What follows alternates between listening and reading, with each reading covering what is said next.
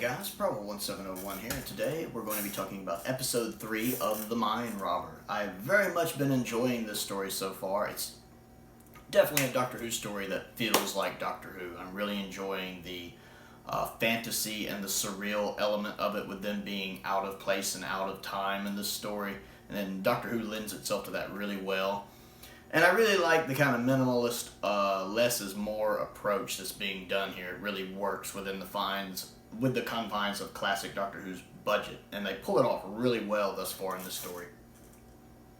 I like in episode 3, one thing I want to talk about is that one line. I've seen it before, I just didn't know what story it was from, when the Doctor does to that fantastic mind. And the camera does this very unclassic Doctor Who-like pan to his face. It's you don't see that kind of camera shot in classic Doctor Who, and maybe it's more simplistic than it looks. It looks like a really neat shot though, because it starts out on all the both the companions, and then cuts into the side just to Troughton's face. And it reminds me a lot of that unusual shot from the end of Legopolis when the Doctor's laying down and the camera the camera starts on the tower and then lowers down to Tom Baker laying on the ground. It's very unusual to see something like that in Doctor Who. And this shot reminds me of that kind of pan it does. It's very unusual in classic Who.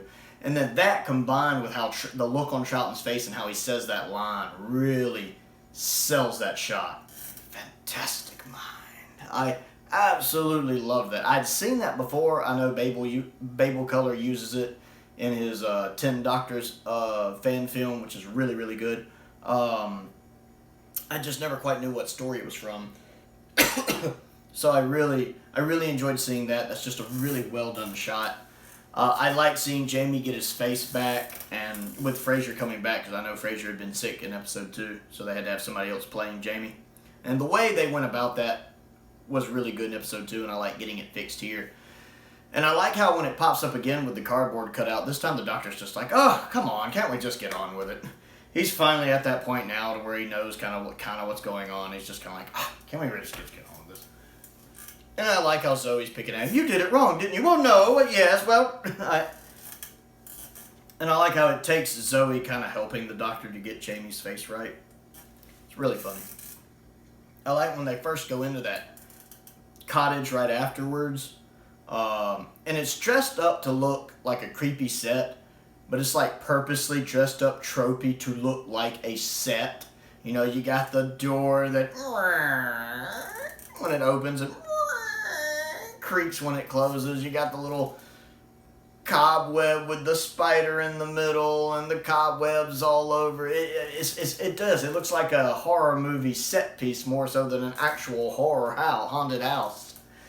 But that fits the context of the story, with it being this kind of fiction land that really, really works. It's like, whether or not they did that intentionally, which I'm pretty sure they did probably, it works with it looking all tropey like that, because it looks like a fictional set, and I love that. Love the Doctor using the string to kind of help find his way through the maze. Took me a while to catch on to the Minotaur bit. It wasn't until he mentions it, the Minotaur, or whatever they call it. It's really weird, I say Minotaur. Just here in the States, that's how we say it, Minotaur. So when he's saying like Minotaur, I'm sitting there going, but you know, little things. Troughton is great in this story, and so is Jamie, so is Zoe. But again, I'm enjoying seeing another complete Troughton story. This will be the last, I guess, complete Troughton story that I haven't seen. So I guess I'm seeing a complete Troughton story for the first time, for the last time. And I'm really enjoying it, because, again, so much of Troughton is just done down to his physical performance, which the animation can't always fully capture. So I'm enjoying seeing him in it and all the looks he gets on his face. And him, having to tell her, the Minotaur's not real. You have to say it's not real.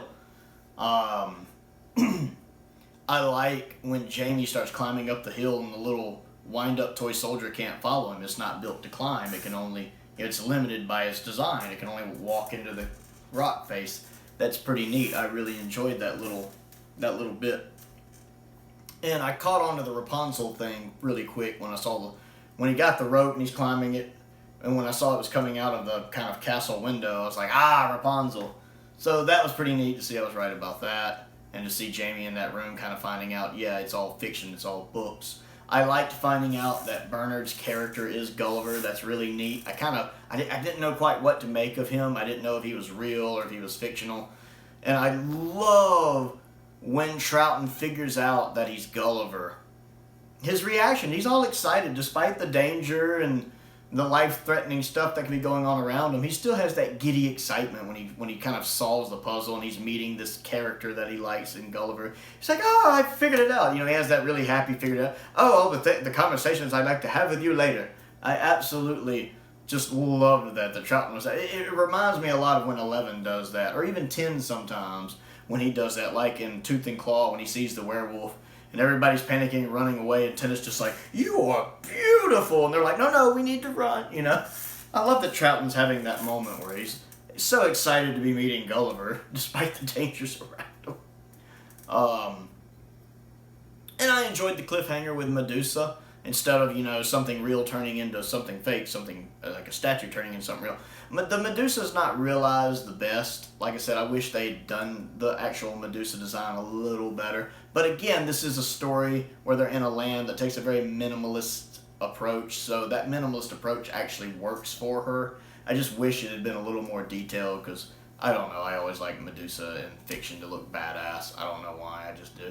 So if I had any complaints about the story, it's just that. I wish Medusa was realized a little better. But she's realized in the context of the story, I think, really well. Because again, it takes this very bare bones minimalist approach, which fits with that world and also works really well in black and white. Black and white's a very good medium for this story. So I really enjoyed episode 3. I'm very much enjoying this story.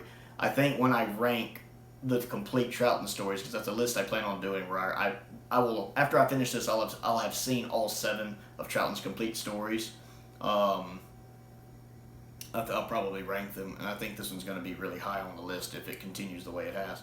So that's my thought on episode 3 of The Mind Robber. What do you think of episode 3 of The Mind Robber? Let me know down in the comments below. I always enjoy hearing from you guys. Other things to do: click the like button, click the subscribe button, click the bell for notifications so you never miss out on another video.